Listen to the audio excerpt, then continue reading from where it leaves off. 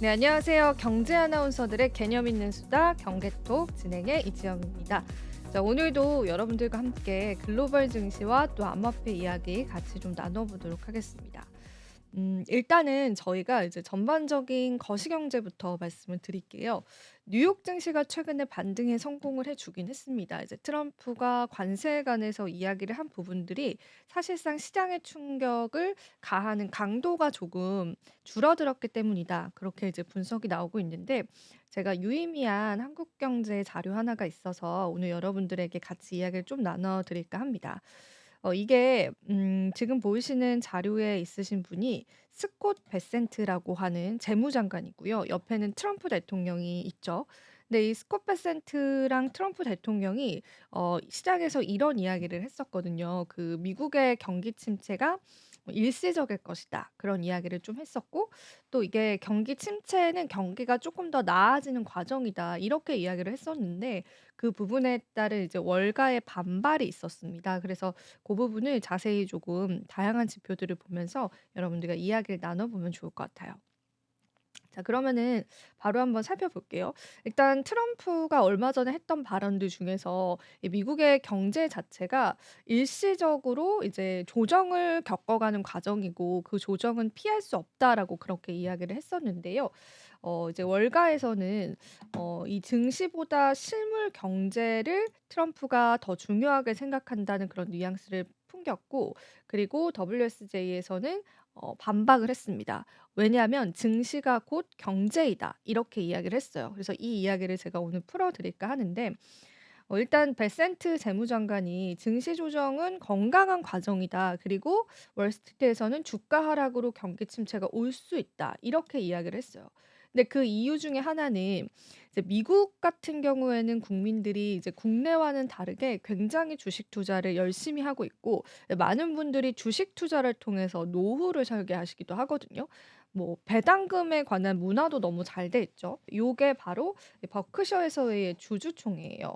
근데 우리가 통상적으로 우리 국내에서 하는 주주총회다라고 하면은 임원진들, 경영진들 그리고 이제 대주주들 몇몇 물론 이제 초대장이 오긴 합니다만 참석도 잘 안 하시기도 하죠. 근데 요렇게 이제 버크셔에서의 주주총회를 보면은 이제 미국의 투자자들이 얼마나 이 기업에 관심을 많이 가지고 있고 내가 가지고 있는 이제 기업의 주주로서의 권리들을 많이 행사하고 있다라는 게 좀 확인이 되실 거예요. 그래서 이 버크셔 해서웨이 주주총회를 보시면은 정말 많은 인파가 들어가 있고 이게 4만 명이 수용 가능한 공간이다라고 합니다. 4만 명 수요와 함께 또 이 3박 4 일인가 2박 3일 동안 주주총회가 열리기도 하고 6 시간 동안 이제 주주들과의 질의응답 시간이 또 있대요. 그래서 이 미국 같은 경우에는 "증시가 곧 경제다."라는 게 월가의 시선이었습니다. 근데 트럼프는 증시의 조정은 일시적일 것이고 우리가 이제 "경제적으로 나아지는 과정이다."라고 했지만 이제 월가에서 반박했던 이유들이 있어서 그 부분을 같이 이야기를 나눌까 해요. 자, 왜냐면은 미국은 소비의 나라입니다. 그래서 이 미국에 있는 소비자들이 소비를 굉장히 잘하기도 하고 그 미국의 소비 자체가 뚝 떨어지면은 GDP에 관한 급감률도 굉장히 커요. 우리나라 같은 경우에는 소비의 나라라고 보기엔 좀 무리가 있죠. 물론 내수가 중요하긴 하지만. 근데 이제 미국처럼 소비로 이제 경제가 살아나는 국가들은 소비가 줄어든다는 게 굉장히 심각한 경기 침체를 나타낼 수 있어요. 그래서 이야기를 쭉 같이 한번 보시면은 베센트 장관의 주장을 전면적으로 반박을 했습니다. 최근 몇 주 동안 주식 시장의 조정 같은 경우에는 물론 지금은 반등이 나왔습니다만 경기 침체의 잠재적인 징후 그 이상이고 실제 침체를 일으킬 수 있다라고 이야기를 했습니다. 바로 자산 효과 때문인데 이 주식과 채권, 부동산 등의 보유 자산의 실질 가치가 높아지면 소비 지출이 증가합니다. 쉽게 이야기를 하자면 많은 미국에 있는 국민들이 주식에 투자를 해요. 예를 들면 내가 노후를 설계하면서 배당주에 투자를 했다고 해 볼게요. 아니면 뭐 성장주와 같은 뭐 엔비디아 같은 그런 종목에. 근데 주식에서 그 가격들이 하락을 하고 조정을 겪어요. 그러면은 미국 국민의 입장에서는 내 전체 자산의 뭐 예를 들면 30% 이상을 이 주식 투자를 해 놨는데 그리고 이제 많은 이제 미국 국민들이 주식 투자를 하고 있는 상황이잖아요. 근데 이 자산이 떨어져요. 그러면은 우리가 지금 할 수 있는 건 손절을 선택하지 않잖아요. 대부분 장기 투자를 하시니까. 그래서 손절이라는 것도 사실은 이제 내 자산적으로는 손해니까 일단은 기다리긴 하겠지만 대신에 소비를 줄이는 거예요. '내가 생각했던 노후 때 가격이 안 올 수가 있네. 내가 노후를 설계해서 이만큼의 자산을 예상을 하고 이만큼의 이제 파이를 이제 주식시장에 넣었는데 주식이 떨어지네. 그러면은 내가 지금 할 수 있는 건 소비를 줄여야겠다.' 이렇게 연결이 된다는 게 월스트리트의 주장이었습니다. 즉 보유 자산의 실질 가치가 높아지면 소비 지출이 증가를 하고 보유 자산의 실질 가치가 떨어지면 소비 지출이 감소를 하는 거죠. 그래서 이 경제학 교수가 라이히 하버드대 경제학 교수는 2021 년도에 미국 주식의 가치가 1달러 증가하면 소비가 0.03달러 변동한다는 연구 결과를 내기도 했어요. 그래서 월가에서는 증시 조정 이거 그냥 가볍게 생각할 건 아니야라는 의견들이 나오는 겁니다. 네, 그러면은 도이치뱅크의 이야기도 같이 한번 저랑 얘기를 나눠볼게요. 네, 도이치뱅크 같은 경우에는 미국의 경제 효과가 이 자산 효과에 근거를 두고 있다고 분석을 했는데 지난해 S&P 500 지수가 24% 오르는 등 미증시가 랠리를 펼치지 않았다면 미국의 소비자 지출이 증가율이 3%가 아닌 2%에 그쳤을 거다라는 추측이 나오게 된 겁니다. 그래서 이제 많은 경제학자들 그리고 은행에서는 이런 부분들을 굉장히 우려하고 있다라고 보시면 되고요. 특히 우리가 좀 이렇게 연결고리로 생각을 해 보면 미증시가 하락을 하면서 이제 미국 국민들이 내 자산 가치가 떨어지고 줄어들게 되면서 소비 지출을 줄여요. 근데 이 소비 지출이 미국 경제에 차지하는 비율이 너무나 큰 거죠. 그래서 이게 곧 미국의 경기 침체로 올 수 있다. 이런 이론입니다. 소비가 경제에 차지하는 비중이 큰 미국은 소비 둔화가 경제에 직접적인 타격을 준다고 합니다. 만약에 미국 증시가 올해 20% 하락을 하게 되면은 소비자 지출이 1.2% 포인트 감소한다고 전망을 했고요. 미국 경제의 소비가 무려 70%를 차지한다고 해요. 그래서 GDP도 0.8% 포인트 감소한다라는 게 이 도이치뱅크의 계산이었습니다. 그래서 사실은 미국인들의 이런 주식 사랑 그게 주식 등락에 따른 자산 효과를 뚜렷하게 만들고 있다라고 보시면 되는데 지난해 말 미국 가정의 금융 자산 중에서 주식이 차지하는 비율이 무려 43%를 차지했습니다. 사실은 그런 게 우리가 이렇게 주주총회만 보시더라도 한눈에 보이는 부분이잖아요. 그래서 이 주주총회에 이렇게 많은 사람이 온다라는 건 주주 친화적인 그러한 이제 경영이다라고 우리가 해석을 해볼 수도 있겠지만 그만큼 이제 미국 국민들이 주식에 정말 많은 관심을 가지고 있고 실제 자산에 많이 편입시키고 있다라는 게 좀 확인이 되는 대목입니다. 그래서 지표를 같이 볼게요. 네, 월스트리트 저널 이면에 게재된 경기 침체의 조기 징후를 나타내는 지표입니다. 그래서 워싱턴 DC에서 줄어든 미국의 신용과 체크카드 소비 그거 확인을 해볼 수가 있고 그다음에 체크카드 소비 확인해 볼 수가 있고 그다음에 증가하는 카드 연체 가능성도 우리가 확인을 해볼 수가 있고요. 그리고 확대되는 중소기업 불확실성 지수 그리고 컨퍼런스 콜에서 멘션 그러니까 소프트 랜딩이라고 해서 우리가 경기에 관한 연착륙에 관한 언급이 지금 2024 년도 말 그러니까 트럼프 행정부 들어오고 나서 확 줄었습니다. 그전에는 이렇게 높은 수치였거든요. 요런 것들도 확인을 해볼 수가 있고 그다음에 급증하는 일자리 감축폭과 또 연방 정부 직원의 실업수당 청구 건수가 여기 보시면은 엄청 올라왔죠. 근데 이게 이 연방 정부 직원의 실업수당 청구 건수는 그들이 많이 그만큼 실직을 했다라는 건데 얼마 전에 이제 도지에서도 많은 공무원들을 해고했잖아요. 그래서 그런 부분들을 봤었을 때 이 많은 신호들이 경기 침체를 나타내고 있다라는 게 이제 월가에서 이야기가 좀 나온 겁니다. 그래서 우리가 전반적으로 또 시장의 지표들을 살펴보면은 이미 경제 지표들은 소비 심리가 얼어붙고 있다는 신호를 보내고 있다고 합니다. 그래서 14일 미시간대가 발표한 소비자 심리 지수는 57.9로 예상치인 63.1을 크게 밑돌았습니다. 도널드 트럼프 집권 이후에 보시는 바와 같이 정말 크게 하락을 하고 있거든요. 그래서 1월 미국 소매 판매는 전월 대비해서 0.9% 감소를 했고 1년 10개월 만에 최대폭이다라고 합니다.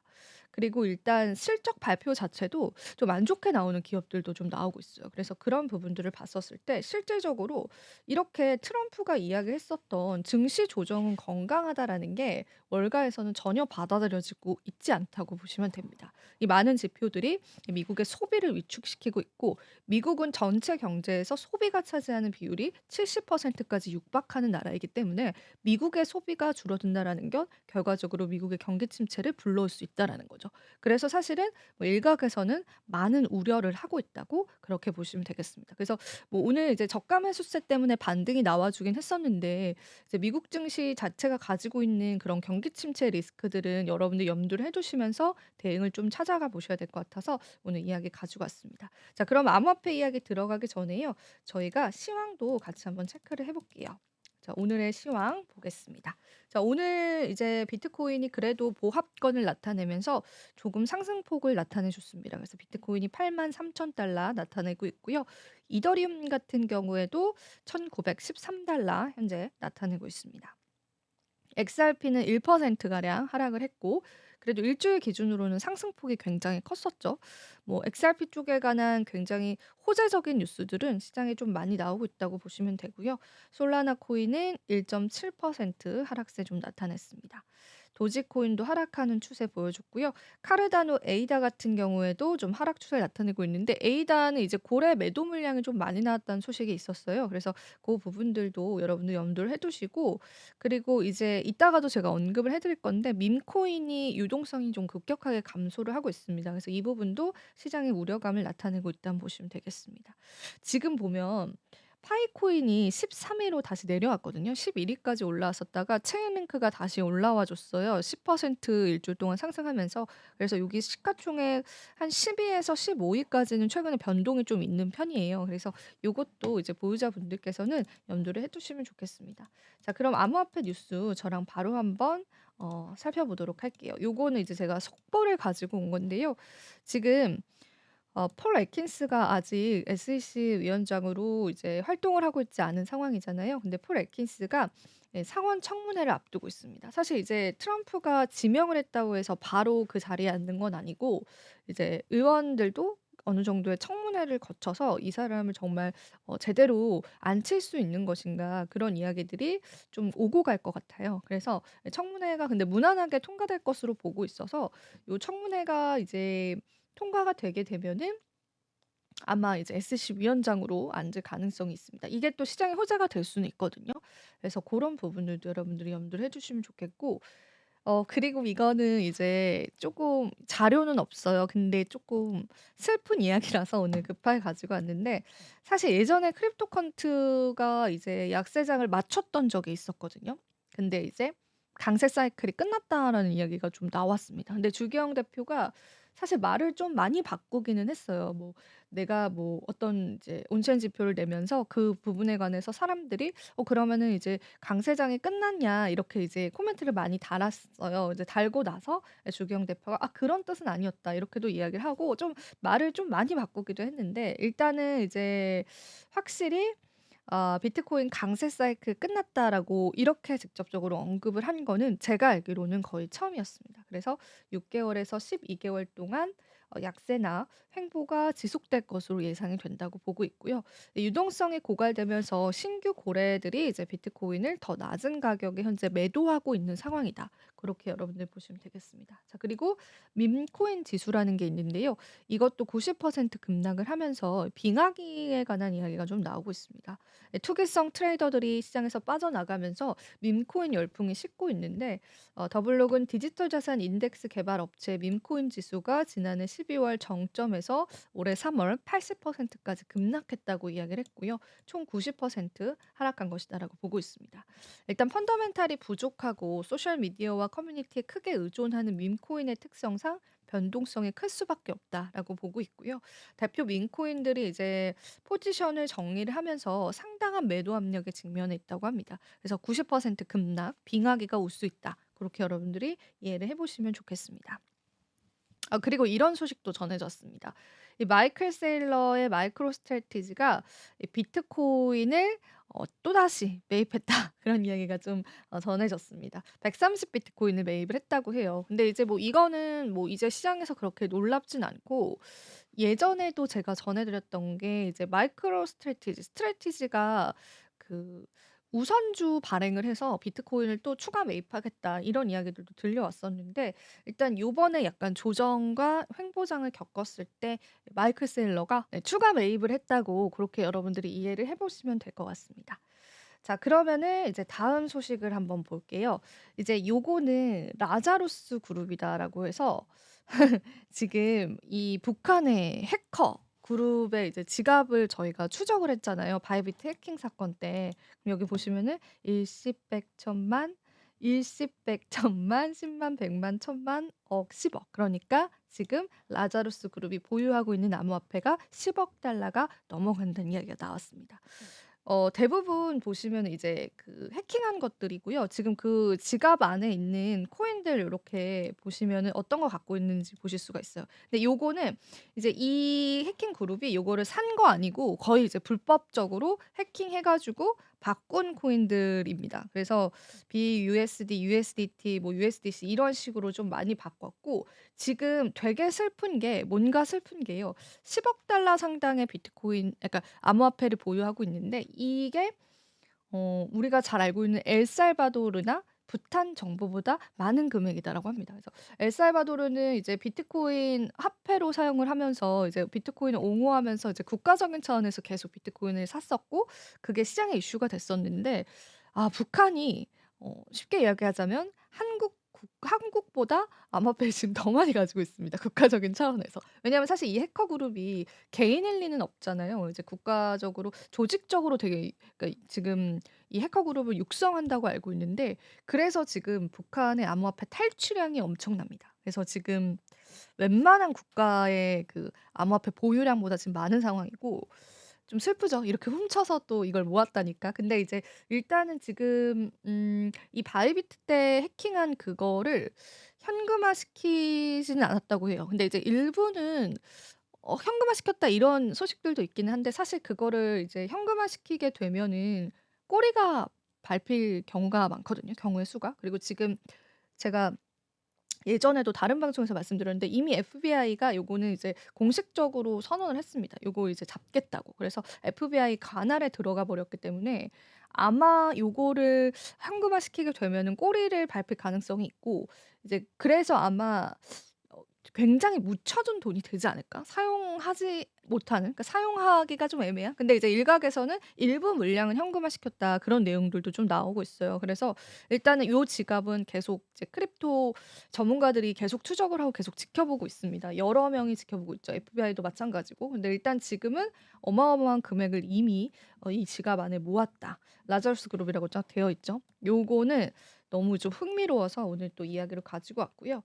그리고 이거는 ETF가 이제 최근에 보시는 바와 같이 굉장히 이제 유출량이 좀 많아요. 근데 이게 유출량이 많다라는 걸 말씀드리려고 하는 게 아니고 이렇게 유출량이 많은데 그럼에도 불구하고 비트코인 가격이 좀 방어력이 되게 좋다고 해요. 그래서 그런 부분들은 비트코인이 우리가 생각하는 것처럼 뭐 전고점을 돌파하거나 그런 건 아니지만 비트코인 자체가 어느 정도의 지지선은 좀 잘 지켜주는 모습들이 최근에 나오고 있다. 그렇게 해석을 해 보시면 좋겠습니다. 그리고 몇 가지 지표 또 알려드릴게요.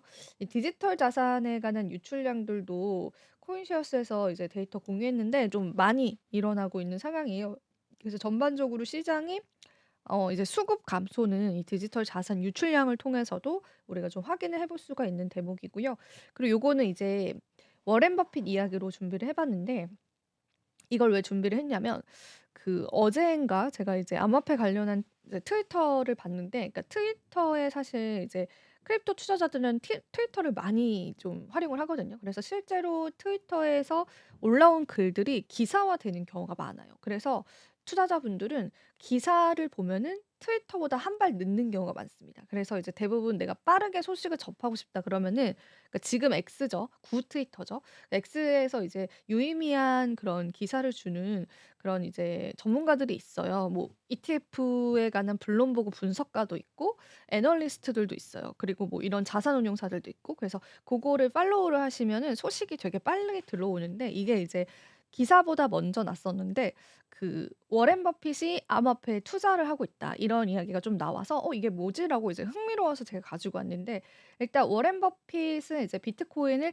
쥐약을 제곱으로 곱한 것과 같다, 이렇게 악평을 했습니다. 그리고 이제 뭐 정말 최악의 결말을 맞을 그런 투자 자산이다, 이렇게 악플을 했었는데, 그가 지금 최근에 주식 많이 덜어내면서 현금 보유량이요 3,340억 달러. 아까 제가 북한이 해킹한 게 10억 달러라고 했는데, 그거 대비해서도 여러분 엄청난 금액을 지금 가지고 있는 상황이에요. 그래서 한때는 시장에서 버핏이 주식을 팔았대, 이게 굉장히 이제 또 화두가 됐었는데, 이제 버핏이 이제 현금을 그럼 뭘 살 거냐. 근데 일부 지금 버핏으로 추정되는 지갑 주소가 하나 올라왔어요, 그 X에. 근데 거기에 이제 버핏이 알트코인을 조금 추가하고 있다, 이런 버크셔 해서웨이가 고게 이제 하나 나왔었는데, 그거는 추정된 지갑이라서 팩트 체크가 안 된 것 같아서 제가 가지고 오지 않았고요.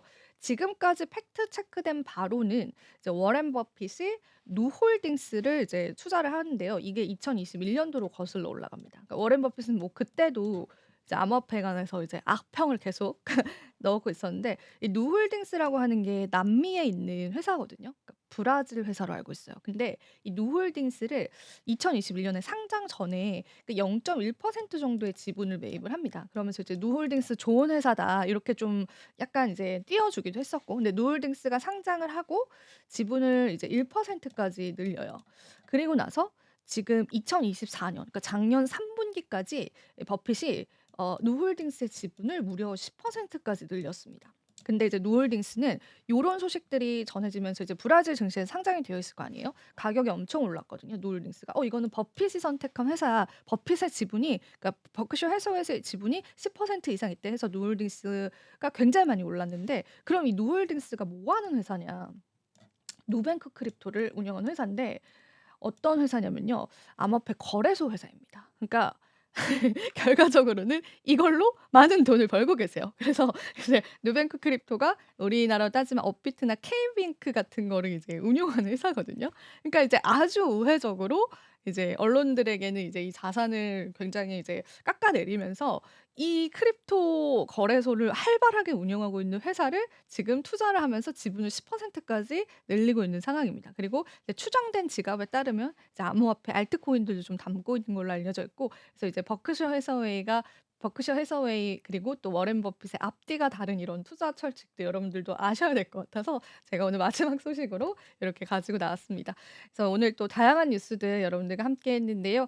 뭐 거시경제 이야기부터 또 크립토 뉴스에 관한 자잘자잘한 뉴스들까지도 여러분들께 좀 도움 되셨기를 바라고요. 저는 다음에 또 재미난 소식들로 찾아뵙도록 할게요. 시청해 주신 여러분 고맙습니다.